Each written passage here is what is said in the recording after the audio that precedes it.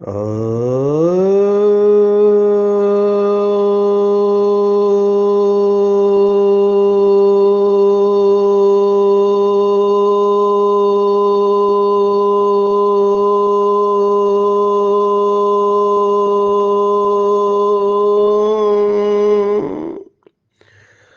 शांति। आज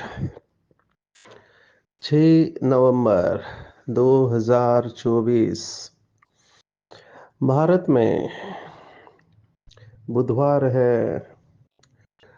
today is 6 November 2024 and it's Wednesday in Bharat.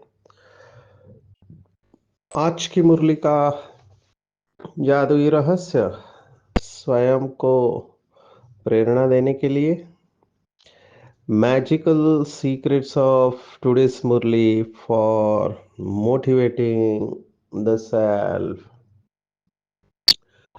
आज की साकार मुरली पूरी धारणा के ऊपर है। बाबा साइंस की लिमिटेशंस बता रहे हैं आज की मुरली में। साइंस इस समय घमंड में है और क्यों नहीं होना चाहिए। साइंस ने कुछ ऐसा करके बताया है जो पहले ऋषि मुनि कहते थे सिद्धियां, वो साइंस में हाथ में लाकर हर एक को सिद्धि स्वरूप बना दिया है। कैसे है? हम पहले सुनते थे कि ऋषियों के पास जो तपस्वी है, साधना करते हैं, उनके पास सिद्धि है कि दूर बैठे हुए व्यक्ति को देख सकते हैं। इस दुनिया में किसी भी कोने में देख सकते हैं, सुन सकते हैं। इनको अंग्रेजी में कहते हैं क्लेरवोयंस एंड क्लेरऑडियंस। तो ये सिद्धि कुछ लोगों के पास थी और ये सिद्धि वैसे कठिन नहीं है। समय मिला तो मैं इसको टच करूंगा। लेकिन आज साइंस ने हर एक के हाथ में मोबाइल दिया है और उस मोबाइल के द्वारा हम वीडियो कॉलिंग करके भारत से अमेरिका में हम देख सकते हैं, सुन सकते हैं। तो ये क्लेरवोयंस और क्लेर ऑडियंस है। ये एक प्रकार की दूरदृष्टि ही कहेंगे, क्योंकि यहाँ से कितना दूर है अमेरिका भारत से, लेकिन हम देखते हैं, बोलते हैं। तो साइंस को तो डेफिनेटली घमंड आएगा। पहले पैदल जाते थे, बैलगाड़ी आए। आज मैं यहाँ पर तेजपुर मध्य असम में हूँ। तो यहाँ के भाई सुनाते थे कि यहाँ की जोन इंचार्ज दीदी, जिनका अभी रिसेंटली शरीर छूटा, आदरणीय शीला दीदी, वो उनके गांव में 1977 में आती थी। तो वो बैलगाड़ी लेके आते थे। अभी बैलगाड़ी से वो गांव में जाके सेंटर खोला उन्होंने। आप सोचो, ये 77 की बात है। भारत के आसाम के मध्य आसाम में। तो 77 में बैलगाड़ी में गांव में जाते थे।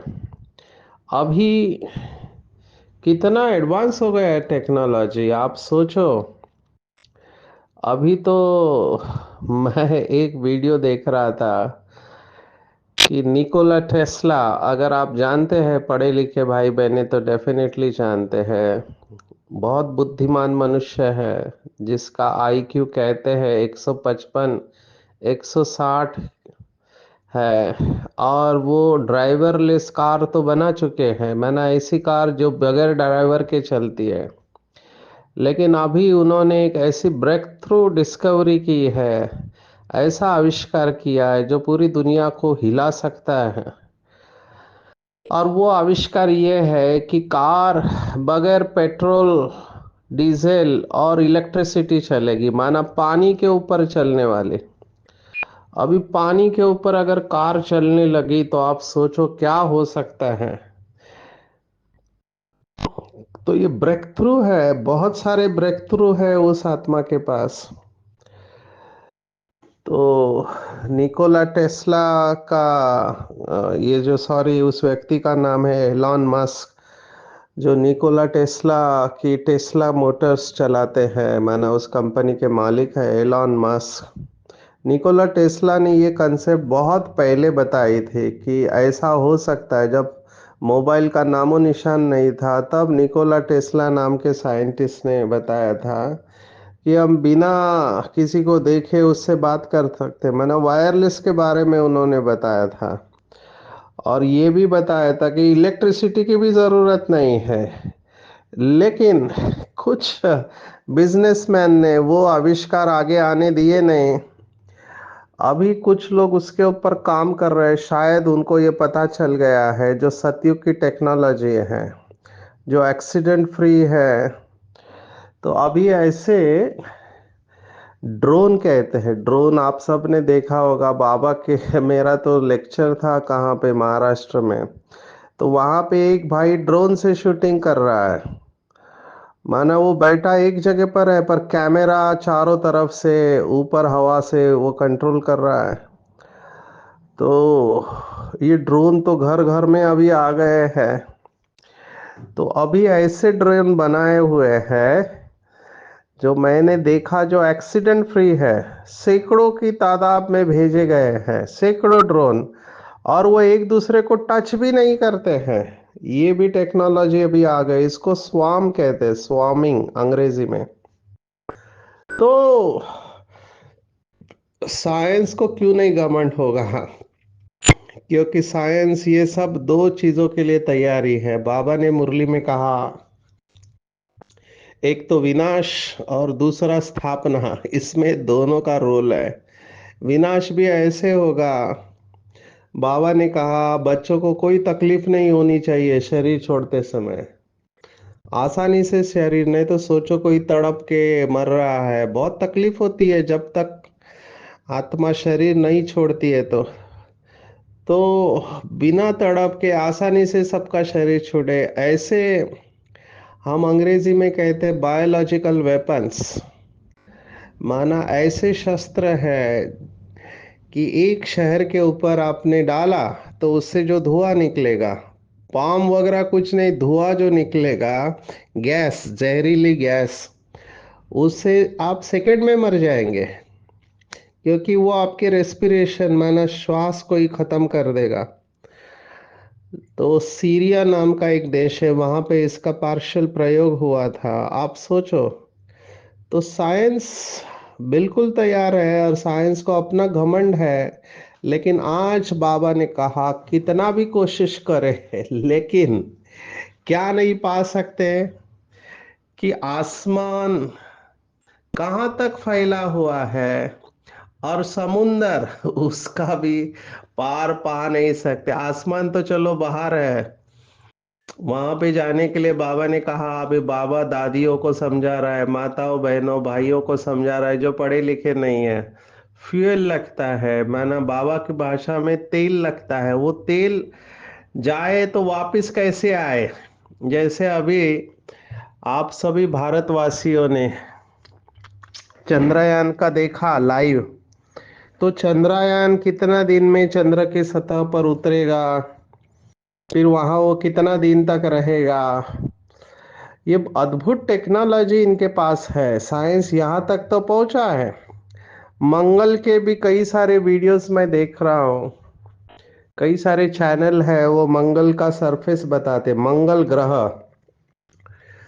तो यहाँ तक तो ये पहुंचे हैं और साइंस अभी आगे का सोच रहा है, क्योंकि उनको पता है आज नहीं तो कल पृथ्वी के ऊपर का जीवन समाप्त होने वाला है। जिस तरह से हम आगे बढ़ रहे हैं, हमारे पास इतने वेपन्स है, एटॉमिक वेपन्स, जो इस पृथ्वी का कई बार विनाश कर सकते हैं। तो रहने के लिए लायक नहीं होगी ये पृथ्वी, तो ये लोग पृथ्वी के बाहर कहीं जीवन है क्या ढूंढ रहे हैं, तो चांद और मंगल पे प्लॉट लेने का सोच रहे हैं। तो दुनिया में किसी ने कहा कि लोग मंगल में जीवन है क्या नहीं ये सोच रहे हैं, लेकिन अपने जीवन में कितना मंगल है ये नहीं सोच रहे हैं। फेसबुक पे 5,000 दोस्त है पर फेस टू फेस किसी से मिलते नहीं है।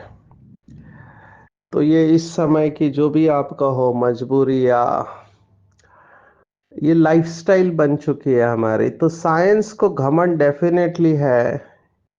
जो पहले मुश्किल समझते थे वो साइंस ने इजी कर दिया, लेकिन इस समय बुद्धि सतोप्रधान न होने के कारण जो चीजें अच्छाई के लिए बनी जाती है वो चीजें दुख के निमित्त भी बन जाती है। अभी एरोप्लेन कितना अच्छा है, लेकिन एरोप्लेन से अपघात होते हैं, बॉम्ब्स लेकर जाते हैं, क्योंकि बुद्धि तमो प्रधान है। तो बनाना चाहते हैं अच्छी चीज और बन जाती है कुछ और। अभी ये आर्टिफिशियल इंटेलिजेंस जो है, माना कृत्रिम बुद्धिमत्ता, अभी लोगों को पता नहीं ये क्या क्या कर सकता है। हमारे पास केसेस आना चालू हो गए। आप में से जो पढ़े लिखे भाई बहने हैं उनको मैं कहूँगा कि please search cyber security, privacy laws बहुत स्ट्रिक्ट हो रहा है, क्योंकि आर्टिफिशियल इंटेलिजेंस ने ऐसा काम कर दिया है। किसी का भी आप फोटो दे दो उनको, वो फोटो को वीडियो में कन्वर्ट कर देंगे और वो कोई भी गलत काम वो वीडियो कर सकता है। तो किसी की बदनामी करना अभी बाएं हाथ का खेल है, अगर आपका फोटो इंटरनेट पे अवेलेबल है तो। ये आर्टिफिशियल इंटेलिजेंस कर रहा है और इससे बहुत लोग डिस्टर्ब हो रहे हैं, खास करके टीनेजर्स, बच्चे इसमें जा रहे हैं, सुसाइड तक जा रहे हैं। स्कैम की तो पूछो ही मत, कितने फ्रॉड हो रहे हैं। तो ये टेक्नोलॉजी जैसे सुखदाई है ये दुखदाई भी बन रही है। तो हमको बहुत अलर्ट रहना चाहिए। आज की मुरली में बाबा ने कहा कितना भी कोशिश करें, लेकिन आसमान और समुंदर इनको जान नहीं सकते हैं। मैं बाबा के शब्द पढ़ना चाहूंगा। बाबा ने कहा हद बेहद से पार मनुष्य जांच करते हैं ना कहाँ तक समुद्र है, माने समुद्र की गहराई तक हम अभी जा नहीं पाए हैं। बहुत कोशिश कर रहे हैं पर वहां पे जाना अभी तक तो असंभव है, आगे हम नहीं जानते हैं। आसमान है, बहुत कोशिश करते हैं परंतु अंत पा नहीं सकते हैं। एरोप्लेन में जाते हैं उसमें भी इतना तेल चाहिए ना जो फिर वापस भी लौट सके।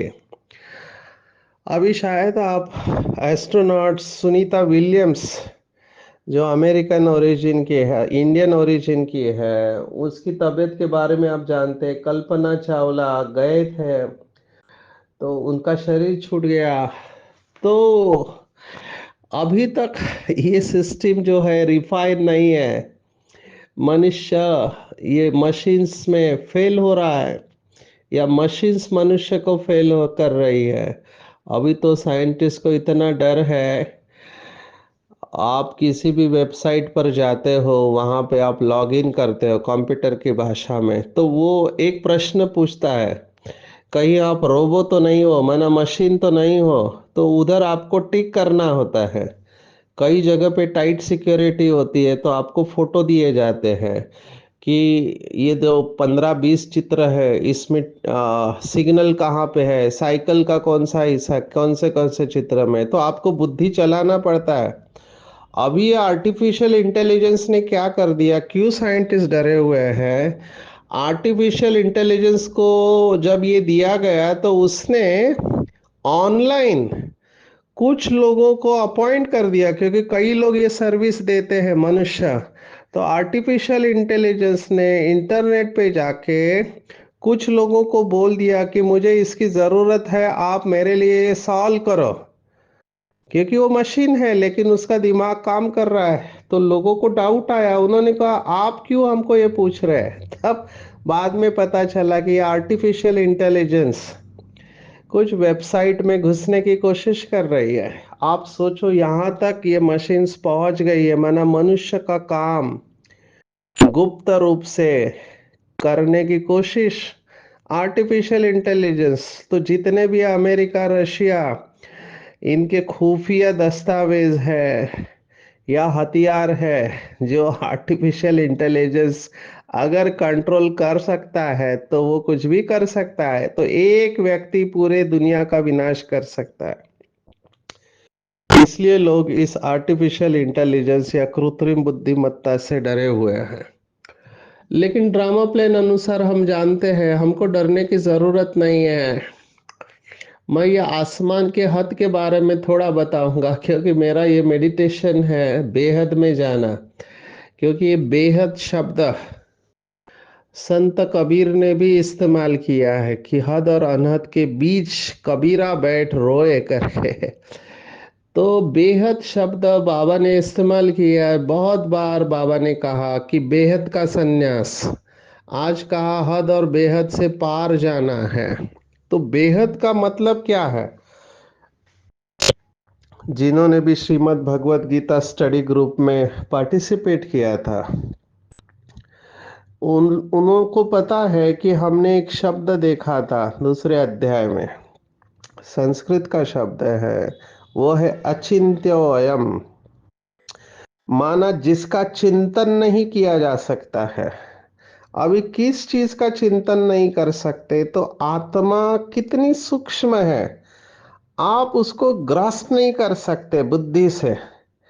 बाबा उदाहरण दे रहा है खसखस के दाने जितना। अभी खसखस के दाने जितना आप बुद्धि से पकड़ने की कोशिश करो खसखस के दाने को। जिसकी बुद्धि शक्तिशाली है वही इस खसखस के दाने के चित्र को अपने बुद्धि में पकड़ के रख सकते हैं, लेकिन बुद्धि शक्तिशाली चाहिए।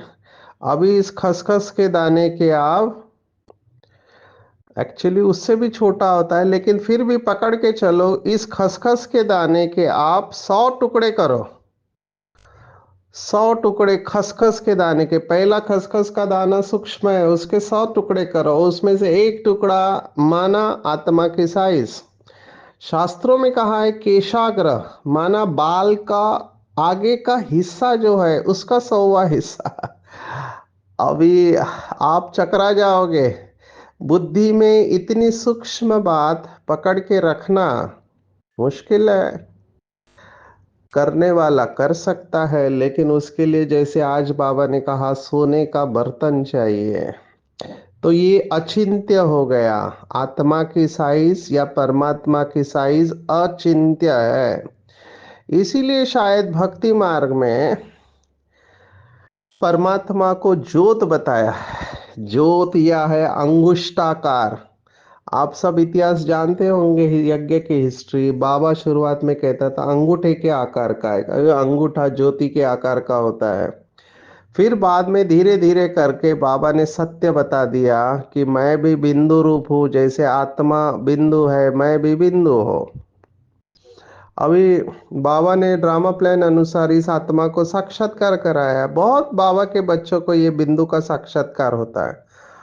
मैं उस साक्षात्कार इतने बार होने के बाद भी उस बिंदु को अपने बुद्धि में पकड़ नहीं पा रहा हूं। माना पकड़ के बैठे रहो, नहीं पॉसिबल है।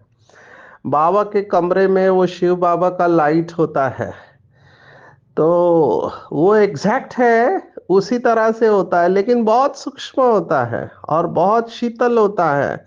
और वो सफेद रंग जो है वो यहाँ दिखाई नहीं देता इस दुनिया में। ऐसा सफेद रंग है। पर ये मैं अपने बुद्धि में, क्योंकि साक्षात्कार जो होता है कुछ सेकंड के लिए होता है, लंबे समय तक तो नहीं होता है, तो बुद्धि में पकड़ नहीं पाते। तो ये हो गया अचिंत्य। अभी जो बाबा ने आज आसमान की बात है कही है कि आसमान कहाँ तक फैला हुआ है वो ढूंढ नहीं सकते हैं। आसमान ही आसमान है। इनको कहा जाता है हद बेहद से पार, कोई अंत पा नहीं सकते। बाबा ने स्पष्ट कहा, कहते हैं बेअंत है। बेअंत कहना तो सहज है, परंतु अंत का अर्थ भी समझना चाहिए। और अभी तुमको बाप समझ देते हैं। बाप कहते हैं मैं हद को भी जानता हूं, बेहद को भी जानता हूं। अभी ये बहुत बहुत सूक्ष्म बात बाबा ने कही। हमारी लिमिटेशंस है, इसीलिए किसी ने कहा कि साइंस केवल दो शब्दों में सोचता है। अंग्रेजी में कहते हैं नोन एंड अननोन। माना साइंस कहता है कि केवल दो ही बात है, एक जिन्हें हम जानते हैं और दूसरा जिन्हें हम नहीं जानते हैं लेकिन हम जानने वाले हैं या जान सकते हैं। लेकिन आध्यात्मिकता कहती है कि दो नहीं लेकिन तीन बातें हैं। एक जिन्हें हम जानते हैं, दूसरा जिन्हें हम नहीं जानते हैं, लेकिन तीसरी बात आध्यात्मिकता कहता है जिन्हें हम कभी भी जान नहीं सकते हैं। मैंने आध्यात्मिकता ने स्वीकार कर लिया कि ऐसी बातें होगी जिन्हें हम कभी भी जान नहीं सकते हैं। और उसमें की एक बात बाबा ने आज कही कि आसमान कहाँ तक फैला हुआ है, अब ये नहीं जान सकते। अभी इसी बात का कई लोग फायदा उठाते हैं। जैसे यहाँ पर मैं देख रहा हूँ, ये परम शिव वाले कुछ बाबा के बच्चे निकले हैं। एक आत्मा को यही शायद साइंस का पढ़ के उसने अपना दिमाग लगाया, क्योंकि साइंस में एक कंसेप्ट है मल्टीवर्सेस। जैसे ये यूनिवर्स है तो साइंस कहता है ऐसे पैरेलल यूनिवर्स बहुत है। जैसे हमारे यूनिवर्स में इतनी सारी गैलेक्सीज है। हमारी गैलेक्सी का नाम है मिल्की वे गैलेक्सी। और इस गैलेक्सी में हमारे सोलार मंडल जैसे कई सारे सूर्य है, कई अनगिनत है। तो आप सोचो एक गैलेक्सी में इतना है। हमारी पड़ोसी गैलेक्सी है, उसका भी नाम साइंटिस्ट ने दिया है, उसका नाम है एंड्रोमेडा। उसमें भी कई सारे सोलार, ऐसे अनगिनत गैलेक्सी और ऐसा एक यूनिवर्स और ऐसे मल्टीपल यूनिवर्स। आप सोचो, आप जितना बेहद में जाएंगे। मेरे पास एक वीडियो है जिसमें बताया है कि सबसे बड़े ग्रह साइंस कौन से जानता है। तो जितना हम सूर्य से दूर जाते हैं तो पृथ्वी गायब हो जाती है, वो बिंदी भी नहीं रहती। अगर पृथ्वी ही गायब हो जाती है तो पृथ्वी पर रहने वाले कहाँ हैं। और उस समय आपको अदृश्य शक्तियों का साक्षात्कार होता है, ये सिद्धि है। और पहले के योगियों ने शायद इस विधि का अभ्यास किया, तो आप इसका अभ्यास करते करते जाएंगे तो आप एक ऐसी स्टेज पर आएंगे जब आप खुद को अदृश्य अनुभव करेंगे कि कुछ है ही नहीं। और इसी को साइंस ने नाम दिया है इन्फिनिटी। इन्फिनिटी, या जिसको आज हिंदी शब्द दिया है बेअंत, और इसका सिंबल भी बनाया है चिन्ह। 8 अक्षर, 8 अक्षर को आप टेढ़ा करो, लिखो, अंग्रेजी का 8 टेढ़ा करो तो वो इन्फिनिटी हो जाता है। तो ये अभ्यास है योग का, और मुझे लगता है आज की मुरली यही है। हद और बेहद से भी पार चले जाना। हद बाबा ने कहा छोटी दुनिया सतयुग, बेहद कलयुग बड़ी दुनिया। सतयुग की लोक संख्या 9 लाख, कलयुग 800 करोड़। 9 लाख से 800 करोड़ बेहद में चले गए, लेकिन सतयुग और कलयुग दोनों से भी पार परम धाम। तो वहां पे जब हम स्थित हो जाते हैं, बाबा कह रहा है बुद्धि सोने का बर्तन बन जाएगी। उल्टे सुल्टे संकल्प बंद हो जाने चाहिए, तभी ज्ञान रत्न बुद्धि में ठहरेंगे। चेक करना चाहिए क्या मैं इस अवस्था में हूँ। आज तो बाबा ने बहुत बड़ी बात कही है, हमको अलर्ट हो जाना चाहिए। क्या कहा बाबा ने, सेंटर चलाने वाले, मुरली चलाने वाले भी नापास हो जाते हैं और पढ़ने वाले ऊंच चले जाते हैं। इसीलिए हमको कभी भी किसी भी बात को टेकन फॉर ग्रांटेड नहीं होना चाहिए। बाबा ने कहा महारथी, बड़े बड़े महारथी भी बाबा का हाथ छोड़ के चले गए हैं। तो ये बहुत बहुत इम्पोर्टेंट है।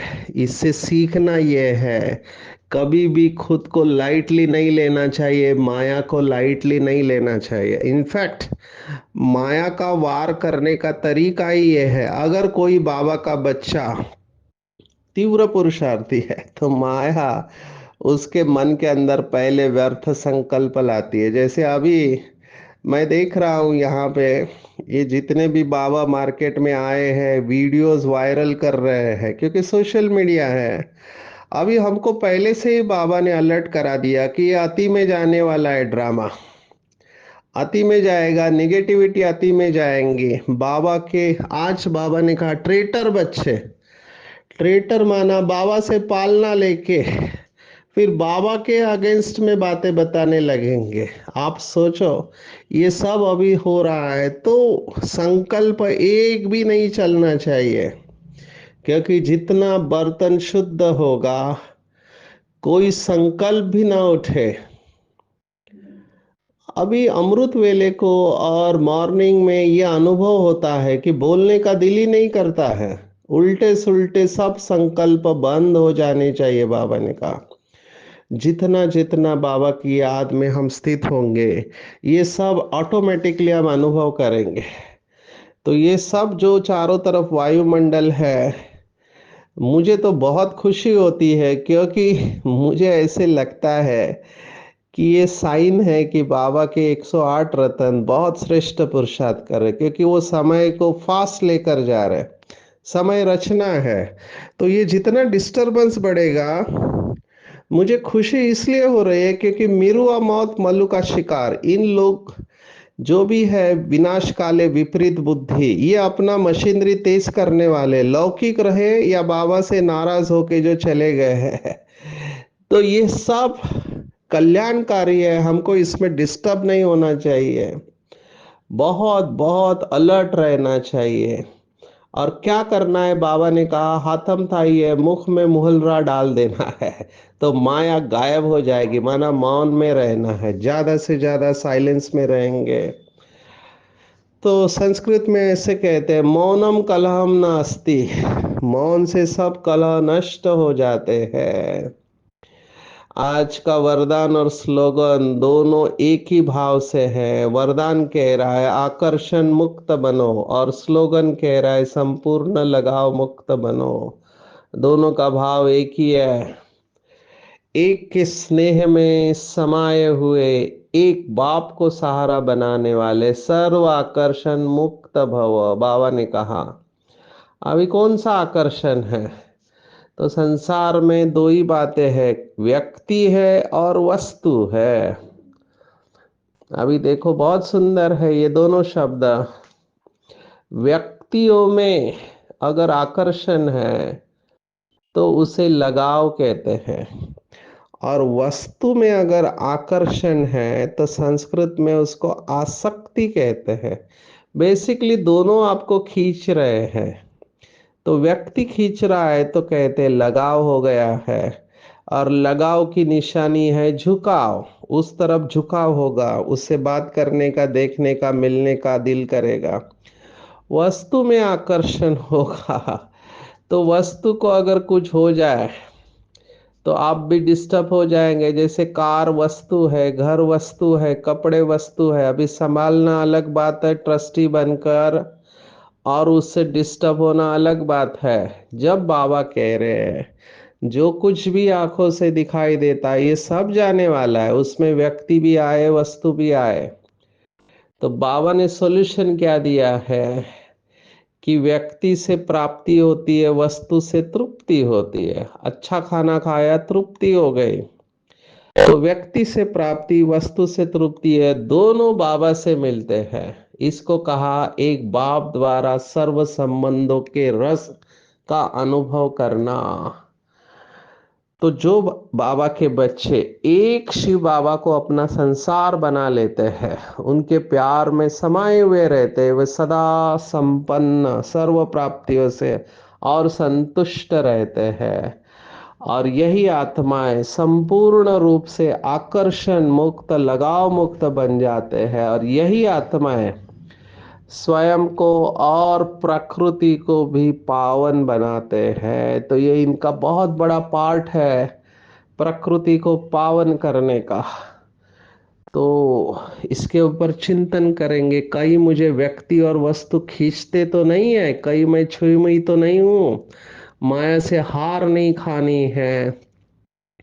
उल्टा सुल्टा संकल्प न आए, इसका ध्यान रखना है। आज की पूरी मुरली में टेक होम अगर आप मुझे कहो तो मैं कहूँगा, हद और बेहद से पार, हद और बेहद से पार।